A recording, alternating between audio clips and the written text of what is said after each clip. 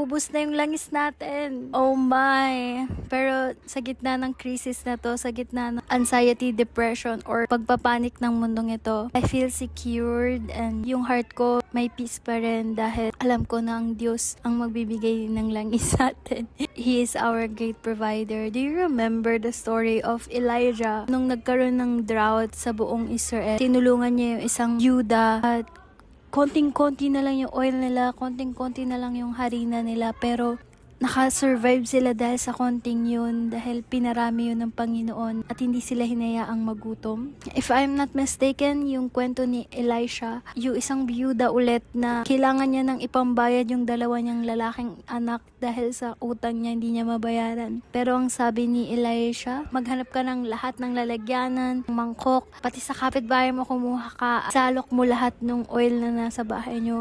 Ginawa niya nga yung lahat, tapos nagulat siya, pengi pa isa, meron pa ba? Sabi ng mga anak niya, wala na po, puno na lahat. At ibinenta niya lahat ng langis na yon. Nakatulong yon para hindi mabenta yung dalawa niyang anak. Grabe si Lord, no? He is our great provider. Naririnig niya lahat ng panalangin natin. Alam niya lahat ng pangangailangan natin at alam kong hindi niya tayo bibiguin. Huwag kang mag-alala, si Lord ang magpo-provide. Just keep trusting in the Lord and pray lang tayo ng pray, mga guys. Yun lang. God bless and Ate Kate out.